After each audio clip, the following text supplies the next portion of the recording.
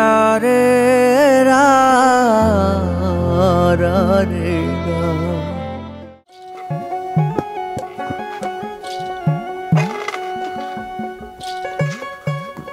বাড়ির মধ্যে সমস্ত কাজ কাম আমার একা করার লাগে।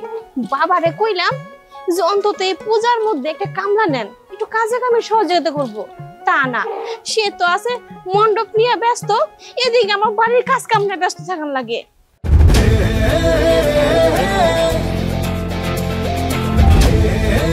আরে পূজা দাঁড়া। কিরে কই যাস তুই? এই তো পূর্ণমকে বাড়ি যেতেছি। দেখো কি করবা তাড়াতাড়ি কও, আমার কিন্তু হাতে ওইরকম সময় নাই। আচ্ছা 2 দিন পরে পূজা শুরু হইব, তুই এখনো বাইরে বাইরে ঘুরবি? আমার সাথে একটু কাজে কামে একটু সহযোগিতা কর, তাও তো আমার একটু উপকার হয় নাকি? দেখো মা, আমি এগুলো কোনো কিছু করতে পারবো না। আর আমি আর পূর্ণম মিলে প্ল্যান করতেছি যে কোনটা কি করবো, কোন মণ্ডপে ঘুরবো, কি ড্রেস পরবো, এগুলো নিয়ে আমি খুব ব্যস্ত। তুই তার বন্ধু বান্ধবের না পূজা কিভাবে উদযাপন করবি সেই প্ল্যান করতেছস না? আর এইদিকে সমস্ত কাজ কাম আমার একা করতে হয়, বাড়ির মধ্যে মেহমান এবো 2 দিন পর থেকে। তোর দাদু তো পূজার মণ্ডপ নিয়ে ব্যস্ত, সমস্ত কাজ কাম আমার একা করতে হয়। তুই অন্তত বাড়ির কাজে আমার একটু সহযোগিতা কর। আমি এগুলা কোনো কিছু পারবো না, তোমার কাজ তুমি করো। আরে পূজা, দেখছো মাইয়ারা তো কোনো কথাই শুনে না। কই আমার একটু কাজে কামে সহযোগিতা করব, তা না, কইও করাইতে পারি না, সমস্ত কাজ কাম আমার একা করতে হয়।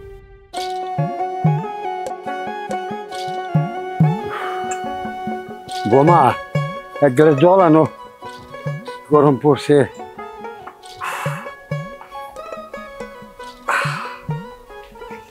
শ্রীরাম, তুই কি লক্ষ্য করছোস এবার যে আমাকে প্রতিমাটা বানাই দিছে, এত সুন্দর হয়েছে, মনে হয় মা হাসতাইছে।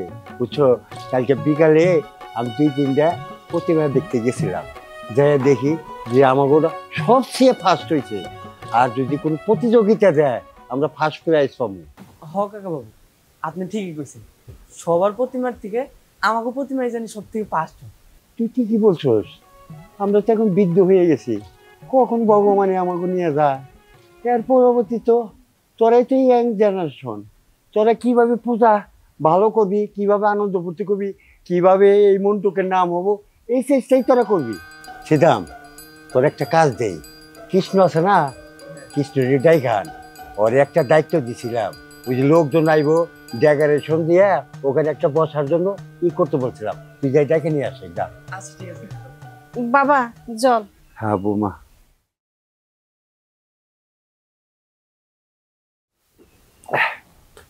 বৌমা, পূজা কো? বাবা পূজা কি বাড়িতে থাকার মানুষ? কোন আমি ওরা কত কইরা কইলাম যে একটু বাড়িতে থাক, 2 দিন পরে পূজা, পূজার কত কাজ কাম হলো, ব্যস্ত, বাড়িতে মেহমান টেহমান আসবো, আমার একটু কাজে কামে সহযোগিতা কর না। ও আর বন্ধু বান্ধব নিয়ে ব্যস্ত, কোন বান্ধবী লোক যেন দেখা করতে গেল। পূজা তো ছোট পোলাহান, বছরে একবার পূজা আসে, ও তো বেড়াইবো, বন্ধু বান্ধব নিয়ে ফুর্তি করবো, এটা আনন্দ। এটা নিয়ে বৌমা তুমি কিন্তু মনে করো না। বৌমা, কোনো রান্না বাড়ি কি হয়েছে, খাওয়ার মতো আছে? জি বাবা, আমার রান্না হয়েছে, আপনি হাত মুখ ধুয়ে আহেন, আমি খাবার বাড়তেছি। ঠিক আছে বৌমা, তুমি তাড়াতাড়ি করো, আমার বোনটোকে অনেক কাজ করে নিছে বৌমা, আমার ওখানে কাজ করতে হবো, তাহলে আমি হাত মুখ দিয়ে আসি। আচ্ছা তুমি পারো। ভাল লাগে না, কত কষ্ট করে বাড়ি থেকে মিথ্যা কথা বললাম, এই জায়গায় এসে আমি তার জন্য অপেক্ষা করতেছি, আর আমার সময়ের মূল্যই তার কাছে নেই। আজকে আসুক, মজা বুঝাবো। তুমি আমার এমন মায়া রে বন্ধু, এক জীবন বুঝতে পারছি, আমার আসলে সরি, এরকম লাভ। এই কথাটা তুমি প্রত্যেক দিনই বলতেছো, আসলে তোমার কাছে আমার সময়ের মূল্য নাই। আর তার থেকে বড় কথা, তুমি কয়েকদিন ধরে আমায় অনেক ইগনোর করতেছো, এটা আমি খুব ভালোভাবেই বুঝতেছি, তুমি আমার ভালোই বাসো না।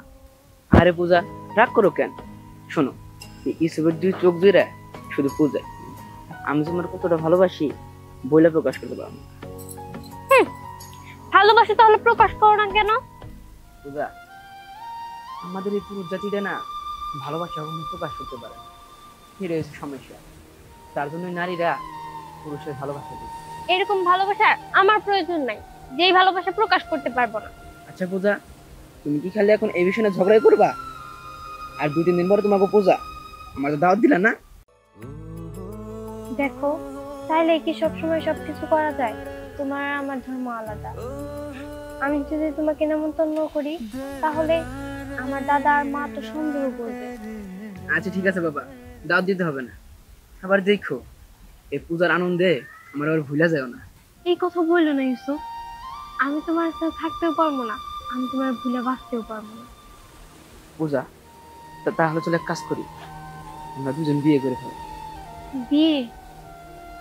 আমার মা আর দাদু তো এই সম্পর্ক কোনোদিনই মেনে নিবে না, কারণ তোমার আর আমার ধর্ম আলাদা। পূজা, তুমি এগুলো কি বলো? আমাদের ভালোবাসা কি ধর্মের কারণে কোনোদিন পূর্ণতা পাবো না? সমাজ বলতে একটা কথা আছে, কিন্তু ইউসুফ, আমি যদি তোমার না পাই তাইলে আমি আমার জীবন রাখবো না। পূজা, তুমি ভয় পেও না, আমাদের যা করতে হবে সব হিসাব মতো কাজ করতে হবে। পূজা, এক কাজ করি, চলো আমরা দুইজন গ্রাম ছেড়া দূরে কোথাও পালিয়ে যাই। ওই জায়গায় তোমার ফ্যামিলি থাকবো না, তোমার ফ্যামিলি থাকবো না, আমরা দুইজন একসাথে সংসার করবো। ওই জায়গায় কোনো ধর্ম, ফ্যামিলি, কোনো প্রকারের কোনো ঝামেলা থাকবো না, শুধু আমরা তুমি থাকবো। তুমি ঠিকই বলছো, এইটা ছাড়া আমাদের পূর্ণতা পাওয়ার কোনো রাস্তাই নেই। আচ্ছা যাই হোক, শোনো, আমরা 10 দিনই বের হয়ে যাবো। না না পূজা, 10 দিন তো পূজা শেষ, আমাদের কালকে কাজটা করতে হবে। আমরা কালকে বের হইব না, আর তোমাদের পরিবার এই পূজা নিয়ে কালকে অনেক ব্যস্ত থাকবো। আমরা কালকের মধ্যেই এই সুযোগটা কাজে লাগিয়ে দূরে কোথাও পালিয়ে যাবো। ঠিক আছে, তাহলে আমি কালকে সবকিছু নিয়ে রেডি থাকবো, ওই যে ওই বাগানে। ঠিক আছে, তুমি কিন্তু এসব করো। আচ্ছা পূজা, তুমি ঠিক সময় বাগানে এসো, আমি এসে তোমায় নিয়ে যাবো। ঠিক আছে।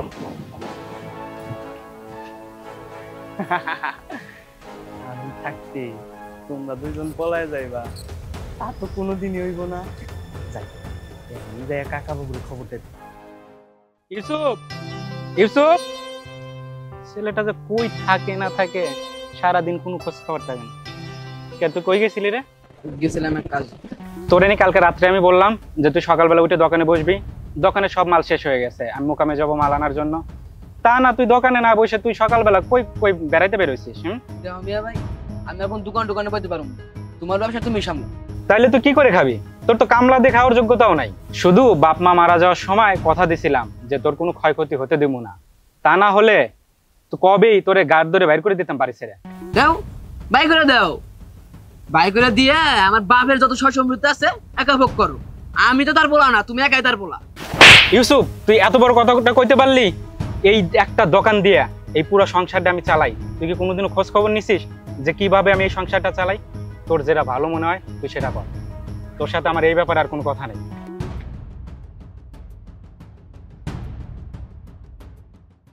বোমা, কি একটা বিপদে পড়ছি না এই পূজাটা হাতে নিয়ে। এরা ওরা নানান ধরনের ঝামেলা, আমার আর এই বয়সে কিনে কুলায়।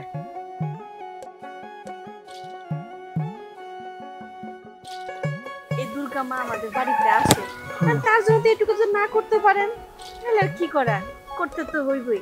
এটা আমার কাকা বাবু, কাকা বাবু, কিরে তুই এবার আইসুস কা? এই ইয়ে রে, কৃষ্ণ রেখে ডাকতে পারিস মাইছে? রাহেন কাকা বাবু, কৃষ্ণ কাকার কথা বাদ দেন, এইদিকে তো আপনার সর্বনাশ হয়ে গেছে। কি হয়েছে? কি সর্বনাশ হয়েছে বলতো? কাকা বাবু, আমাকে পূজা আনতে আছে না, হ্যাঁ দেখলাম ওই যে বিধর্মী ইউসুফ আছে না, হ্যাঁ লোক ভাব ভালোবাসা করতেছে। হাই, এটা কি বলিস তুই? ছি ছি ছি ছি, আমার নাতে দিয়ে সমস্ত কাজ করতে পারে না, এটা বিধর্মের সাথে সে সম্পর্ক করবো, এটা আমি কোনোদিন মাইনে নিতে পারি না। এটা তুই কি বলছিস? কাকা বাবু, আমিও প্রথম থেকে বিশ্বাস করতে পারি না, যখন নিজের চোখে দেখলাম, নিজের চোখে দেখে তোরাও বিশ্বাস করতে পারি না। সিদ্ধান্তের কথায় যুক্তি আছে, পূজার ইদানিং আমারও সন্দেহ লাগে। আমি প্রায় দিন রাত্রে দেখি পূজা আমার মোবাইল নিয়ে কার সাথে যিনি কথা বলে, তাইলে কি ওই বিধর্মের ছেলের সাথে কথা বলে নাকি? ছি ছি ছি, এরাম এরাম, তুমি বোমা তুমি কি বলছো এটা? ঠিক আছে সিদ্ধা, তোর কথা যদি সত্য হয় এটা সরাসরি করে দেবো না, এটা যে বিলেক দামা চাপা দিতে হবে। চল আমার সাথে।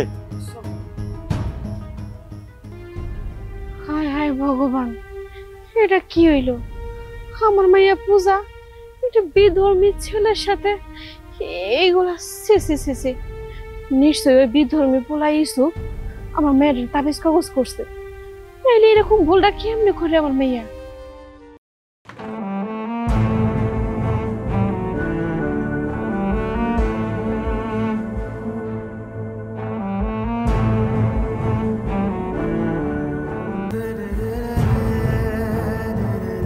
তুমি আইসো ইসুফ, আমি তো ভাবছিলাম তুমি আইবেই না।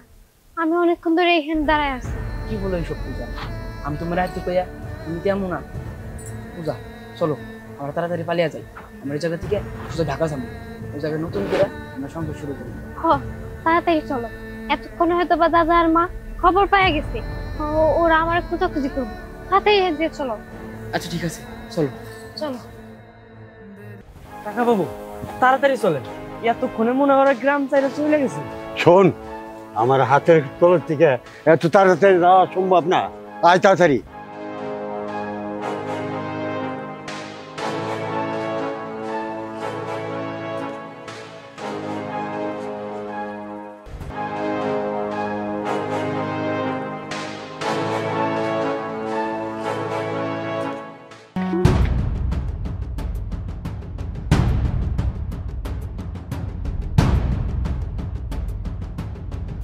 এই এই বিধর্মীর বাচ্চা, তোর কত বড় সাহস! তুই আমার নাতিনে নেপালে যাচ্ছ? এই ছিলাম আরো দাঁড়িয়ে রইলি কে? ওরে এমন ভাবে দিবি আর তো ভাঙ্গা গুড়া করবি, ওই দুই পায়ে যেন দাঁড়াইয়া হাঁটতে না পারে এমন একটা কাজ করবি তুই। ঠিক আছে কাকা বাবু। না,